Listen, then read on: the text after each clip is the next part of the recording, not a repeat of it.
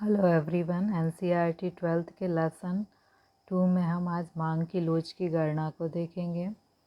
मांग की लोच की गणना देखिए, एक उदाहरण आपको दिया गया है। ऐसे सवाल एग्ज़ाम में आते हैं, तो पहले आप उदाहरण को देखें तो सवाल को वैसे ही हल करेंगे। मान लीजिए 5 रुपये प्रति किलो केले के भाव पर उपभोक्ता कितने केले खरीदता है? 15 केले।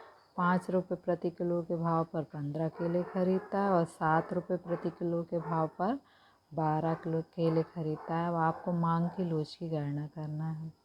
तो पहले हमें क्या करना पड़ेगा? जो मूल्य है, पुराना मूल्य क्या था? 5 रुपये प्रति किलो और नया मूल्य क्या है? 7 रुपये प्रति किलो।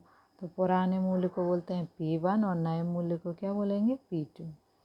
अब ऐसे ही केले का है कि केले की मात्रा को आप क्या बोलते हैं? क्वांटिटी को हम क्या लिखेंगे? Q।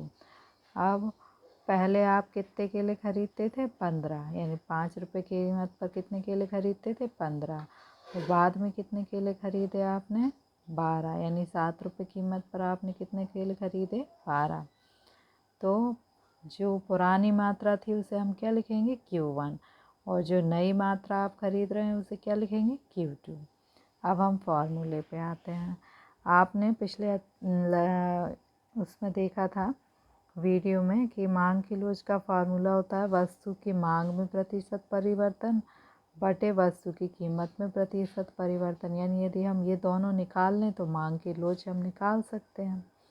अब ये देखिए कि वस्तु की मांग में प्रतिशत परिवर्तन कैसे निकालेंगे। वस्तु की मांग में प्रतिशत परिवर्तन का फॉर्मूला है डेल्टा Q अपॉन डेल्टा 1। ये डेल्टा का अर्थ आप याद कर लीजिए। डेल्टा का मतलब होता है परिवर्तन, मांग में परिवर्तन। देखिए मांग में कितना परिवर्तन हुआ है कि पहले आप 15 वस्तुएं खरीदते थे और अब कितनी वस्तुएं खरीद रहे हैं? 12। यानी कितना परिवर्तन हुआ है? 3 का। तो आप क्या लिख देंगे? Q2 माइनस Q1 12 माइनस 15, यानी 3 का परिवर्तन हुआ है।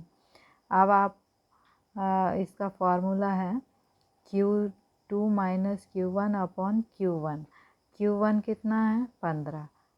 तो ये 15, यानी सरल शब्दों में आप देखें तो आपको क्या निकालना है कि मांग में कितना परिवर्तन हुआ है। तो पहला तो मांग में परिवर्तन, पुरानी और नई मांग में परिवर्तन, और पुरानी मांग कितनी थी वो आप उससे भाग दे देंगे तो आपका क्या निकल आ जाएगा? मांग में प्रतिशत परिवर्तन।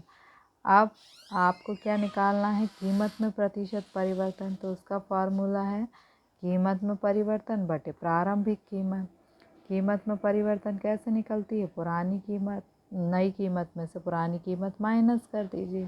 तो नई कीमत ये है और पुरानी कीमत ये है।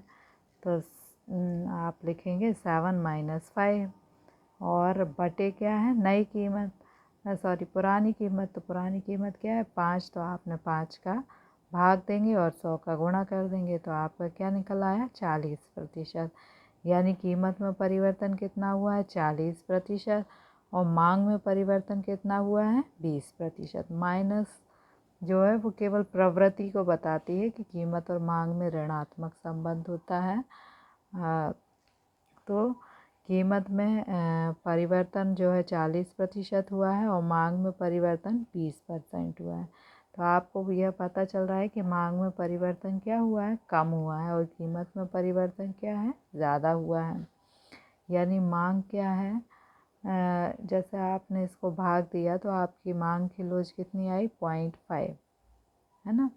तो 0.5 का अर्थ है कि मांग की लोच कम लचीली है। अब आप कम लचीली कैसे समझेंगे? यदि आपका आंसर 1 आता है तो मांग जो है लोचदार है, समान लोचदार है, ठीक।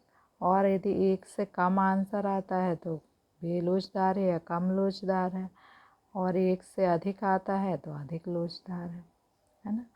और वैसे भी आपको दिख रहा है कि कीमत में परिवर्तन अधिक हुआ है और मांग में परिवर्तन कम हुआ है, यानी मांग कम लोचदार। Thank you. अब आपको एक काम करना है कि इस वीडियो को 1-2 बार देखकर आपको क्वेश्चन नंबर 22 इसी बुक में दिया हुआ है उसको सॉल्व करके देखना है और कोई परेशानी हो तो फिर पूछना। Okay, thank you.